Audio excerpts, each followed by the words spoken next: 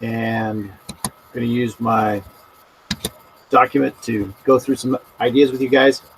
So this is lesson 4. What is a chemical property? What are some signs of a chemical change? What are chemical equations useful? Why are chemical equations useful? What are some factors that affect the rate of chemical reactions?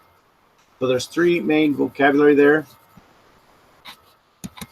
And the basic concept we're working with is basically this diagram here. You have 2 reactants. This is methane and oxygen. This would be like a combustion. You take these particles that are molecules, you rearrange the atoms, you're going to get a carbon dioxide and water plus energy. So this methane, similar to propane, could be used to cook food, heat your house, used in a hot water heater. And methane, another name for it is natural gas. All right, and then down here, you got 2 sets of equations. So this one shows 2 times 2. So when you got a number in front, it's a coefficient. So if you look up here, the 2 in front means 2 oxygens. There's a 2 here, means 2 waters. Now CO2, the little subscript 2, the red ones are oxygens. So we see a carbon bonded with 2 oxygens. CH4, you can kind of see 4 white atoms bonded to 1 carbon. So down here in this example here, it's got 4 irons because 2 times 2 is a multiplier. O3 would be, if I were to draw it, I have 2 red ones, 3 blue ones, and then there'd be 2 total molecules. So if I try to draw that, so a blue one, and a blue one, that would be 3 oxygens and 2 red ones. So I could say this is iron oxide, and the 2 in front would mean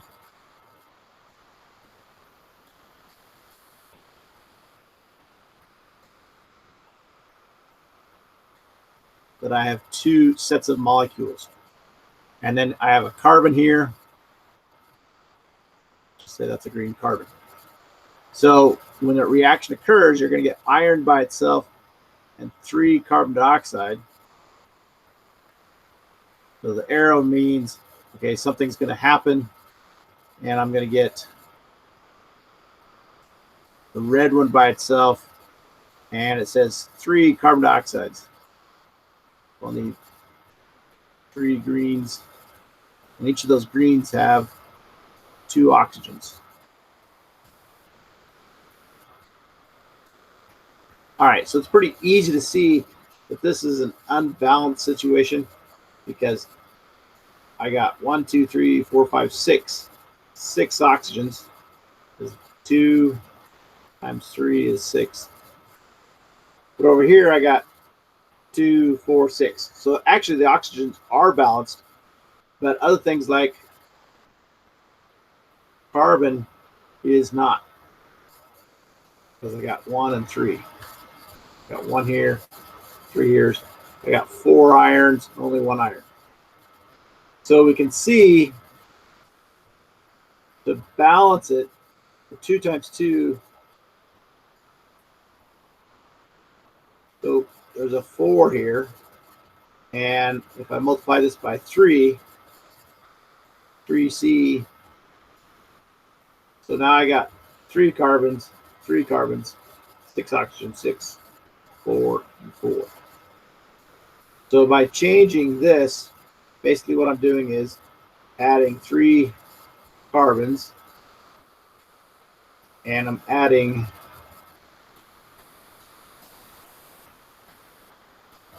4 separate iron atoms. All right, and don't worry too much about balancing. It just kind of gives you, you're not expected to do that. All right, so again, reactants, products, that's on the previous slide. We got reactants here, products here. And I always think of it like a furniture factory. You're going to bring in raw materials like wood, fabric. You're going to do some construction. You're going to have a product like a chair. Chemical equation, that's just showing who's doing what. So this whole thing right here would be a chemical equation. Balanced and not balanced. We saw two examples where one side didn't have enough, and by adding some coefficients, we balanced it. Coefficient is a multiplier in front of a compound. Subscript, such as H2O, the 2 means that there are 2 hydrogen atoms bonded to 1 atom of oxygen. Balancing, there are some rules. Again, this would be for my more advanced students. If you want to know more about balancing, here are some rules. All right. So this is from the reading. Again, there's those same key concepts that I had before. So chemical properties. Chemical property is a characteristic of matter observed as it changes to a different type of matter. So you can't really see what a chemical property is of something until there's a reaction. Now, gasoline, we know gasoline is flammable. We use it to power our cars. Sometimes when you're in the woods and it's got wet wood, you can use kind of gasoline to start your fires. Again, that's adults. But most of you know that gasoline is flammable. That's why you fill up your car. That's why they have the no smoking signs. All right, comparing properties.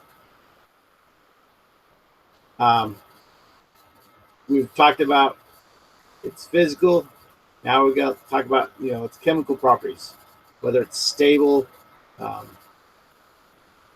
whether it's flammable. All right, chemical changes is when the matter is rearranging and you're forming new substances. And then signs of a chemical change, like change in odor, color, or energy.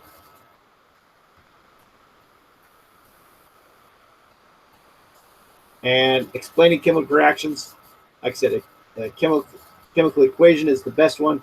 Also, we could say that we saw, that there was a change, like toasting bread. You put bread in and toast it. There is a chemical change because basically you're burning some of the molecules and they're rearranging. That's why toast is going to have a different flavor than just plain bread. It's because you've altered the chemical. You're burning some of the molecules, rearranging them into new particles.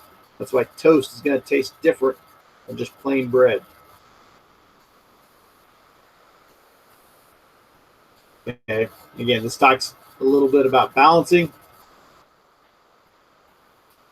And again, you're not going to need to know this, but again, I put one on the worksheet just for you guys to try.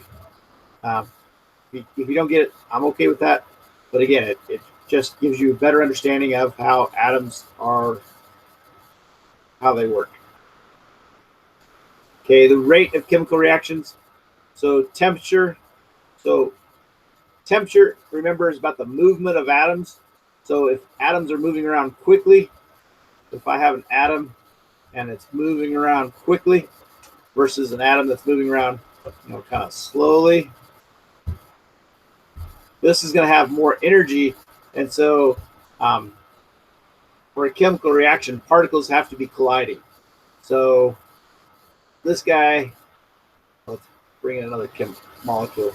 So this atom here, so when it collides, it has to have enough energy in order for a chemical reaction to occur. So here, these two hit, it might cause an explosion. Or if these two hit, it might not have enough energy and they bounce off. So some chemical reactions, if it's not hot enough, the atoms can hit each other, but nothing happens. And that's why some dangerous chemicals, you can mix them together, nothing happens. C4 is a classic example. C4 is an explosive, but it needs that initial energy to be released because the molecules are there. They're all mixed together. It's ready to explode. It just doesn't have enough energy.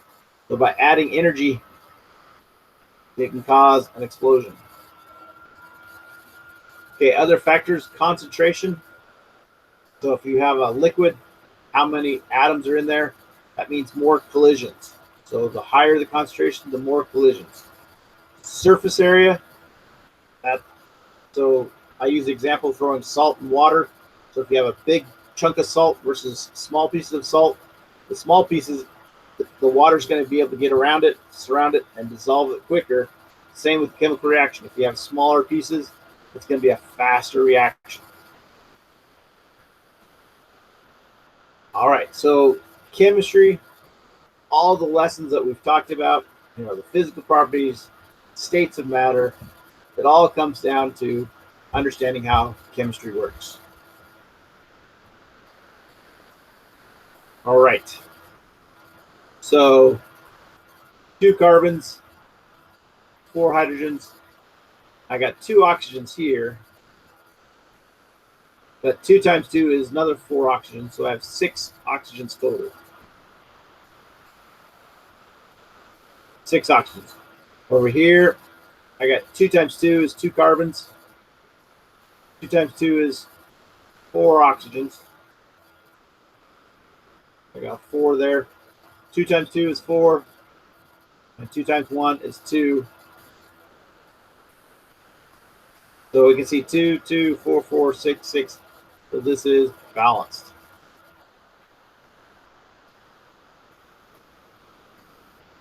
All right, and then your worksheet, you had this diagram. So chemical change is the main idea. There's the rate of reaction.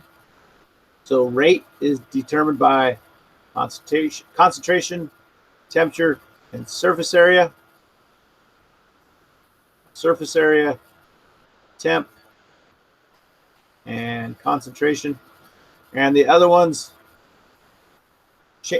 so signs of a change include change in color, formation of bubbles, change in energy, change in odor.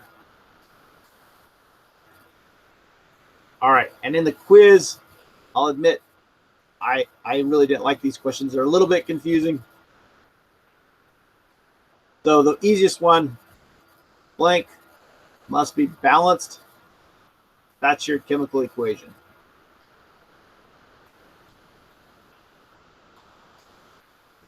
Characteristic of matter. That characteristic and property are basically the same thing. Always results in the formation of new substances. So always, that's going to be your chemical change.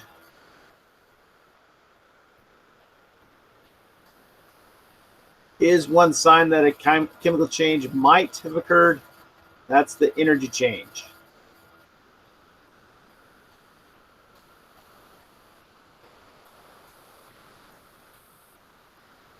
All right. So hopefully you got something out of today's lesson.